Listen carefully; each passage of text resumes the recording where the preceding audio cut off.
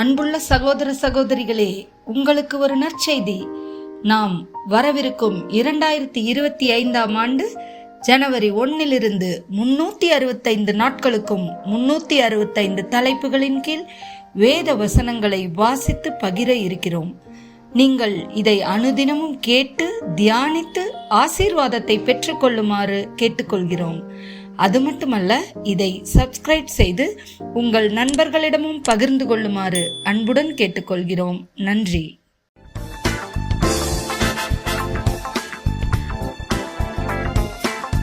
இன்று நாள் 92. தலைப்பு ஒழுக்கம். சங்கீதம் 119 71 73 வரை. நான் உபத்திரவப்பட்டது எனக்கு நல்லது, அதனால் உமது பிரமாணங்களை கற்றுக்கொள்கிறேன். அநேகமாயிரம் பொன் வெள்ளியை பார்க்கிலும் நீர் விளம்பின வேதமே எனக்கு நலம். உம்முடைய கரங்கள் என்னை உண்டாக்கி என்னை உருவாக்கிற்று. உம்முடைய கற்பனைகளை கற்றுக்கொள்ள என்னை உணர்வுள்ளவனாக்கும். ரோமர் 5:3-5 வரை. அது மாத்திரமல்ல, உபத்திரவம் பொறுமையையும், பொறுமை பரீட்சையையும், பரீட்சை நம்பிக்கையையும் உண்டாக்குகிறதென்று நாங்கள் அறிந்து உபத்திரவங்களிலேயும் மேன்மை பாராட்டுகிறோம். மேலும் நமக்கு அருளப்பட்ட பரிசுத்த ஆவியினாலே தேவ அன்பு நம்முடைய இருதயங்களில் ஊற்றப்பட்டிருக்கிறபடியால் அந்த நம்பிக்கை நம்மை வெட்கப்படுத்தாது. யாக்கோபு 1:12. சோதனையை சகிக்கிற மனுஷன் பாக்கியவான், அவன் உத்தமனென்று விளங்கின பின்பு கர்த்தர் தம்மிடத்தில் அன்பு கூறுகிறவர்களுக்கு வாக்குத்தத்தம் பண்ணின ஜீவ கிரீடத்தை பெறுவான். ரோமர் 8:18 மற்றும் 28. ஆதலால் இக்காலத்து பாடுகள் இனி நம்மிடத்தில் வெளிப்படும் மகிமைக்கு ஒப்பிடத்தக்கவைகள் அல்லவென்று எண்ணுகிறேன். அன்றியும் அவருடைய தீர்மானத்தின்படி அழைக்கப்பட்டவர்களாய் தேவனிடத்தில் அன்பு கூறுகிறவர்களுக்கு சகலமும் நன்மைக்கேதுவாக நடக்கிறதென்று அறிந்திருக்கிறோம். 1 கொரிந்தியர் 10:13.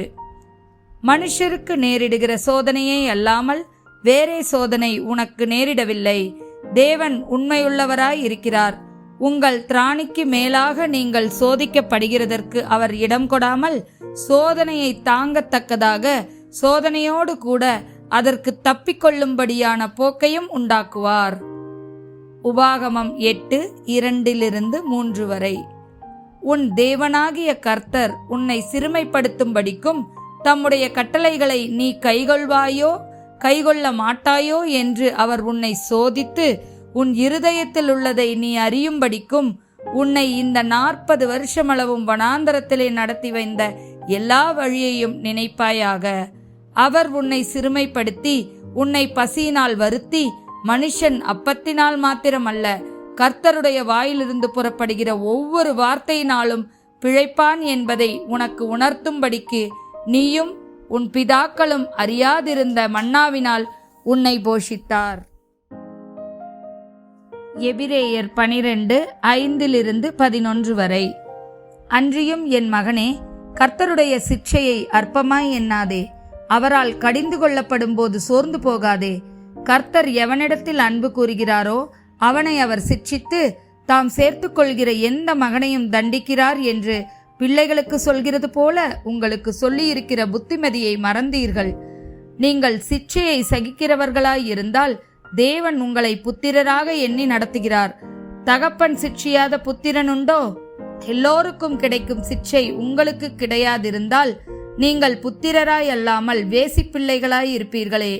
அன்றியும் நம்முடைய சரீரத்தின் தகப்பன்மார்கள் நம்மை சிட்சிக்கும் போது அவர்களுக்கு நாம் அஞ்சி நடந்திருக்க, நாம் பிழைக்கத்தக்கதாக ஆவிகளின் பிதாவுக்கு வெகு அதிகமாய் அடங்கி நடக்க வேண்டும் அல்லவோ? அவர்கள் தங்களுக்கு நலமென்று தோன்றினபடி கொஞ்ச காலம் சிட்சித்தார்கள்.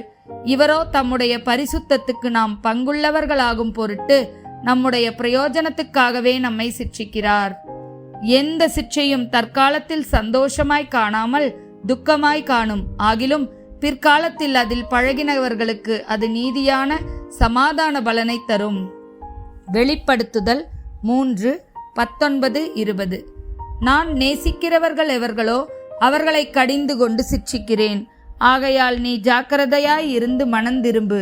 இதோ வாசற்படியிலே நின்று தட்டுகிறேன். ஒருவன் என் சத்தத்தை கேட்டு கதவை திறந்தால் அவனிடத்தில் நான் பிரவேசித்து அவனோடே போஜனம் பண்ணுவேன், அவனும் என்னோடே போஜனம் பண்ணுவான். ஆமேன்.